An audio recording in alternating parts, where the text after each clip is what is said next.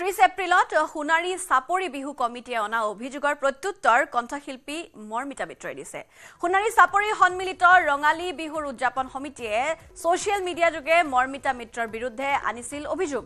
বিহু আয়োজক সমিতিয়ে অনা প্ৰতিটো অভিযোগৰ উত্তৰ দিলে কণ্ঠশিল্পী মৰ্মিতা মিত্ৰৰ লগতে মেনেজাৰ জুন দাসে। অনুষ্ঠানটোৰ চুক্তি অনুসৰি শিল্পীৰ মাননীৰ লগতে শিল্পীগৰাকীৰ লগত অহা যিসকল লোক সেই লোকসকলক দুৰ্ব্যৱহাৰ কৰাৰ অভিযোগ।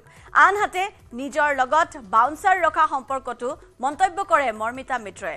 বহাগ বিহুৰ প্ৰতিটো অনুষ্ঠানৰ শেষত পৰিস্থিতি বেয়া হৈ যায় বুলি মন্তব্য মৰ্মিতা মিত্ৰৰ। ৰঙালীৰ অনুষ্ঠানসমূহৰ পৰিস্থিতি শেষলৈ বেয়া হৈ যায় বুলি কোৱাৰ পাছতে সৃষ্টি হৈছে এতিয়া প্ৰতিক্ৰিয়াৰ। 2.5 ঘণ্টাৰ এগ্ৰিমেন্ট হৈ থাকে, কিন্তু মই অকলে 2 ঘণ্টা 10-15 মিনিট প্ৰগ্ৰাম কৰিছো।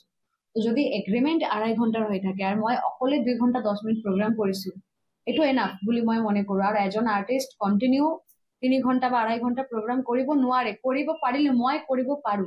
যদি কমিটিৰ মানুহ এনেকৈ হয় তাৰ কেনেকৈ কৰিম? আৰু গোটেই ষ্টেজটো যদি অকুপাইড কৰি ৰাখে কেনেকৈ কৰিম?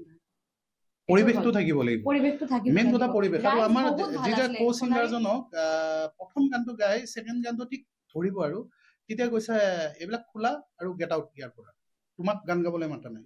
কিন্তু তেওঁলোকে বাচিবৰ কাৰণে যিটো কৈছে সেইটো সম্পূৰ্ণ মিছা কথা।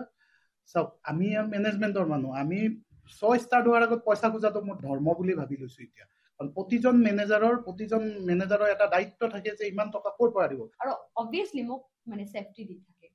ষ্টেজৰ পৰা ওলানোৰ পিছতে পৰিস্থিতি ইমান বেয়া হৈ যায়, কন্ট্ৰোল কৰিব নোৱাৰে কোনেও। সেইকাৰণে তেওঁলোকে সদায় মোৰ লগত থাকে।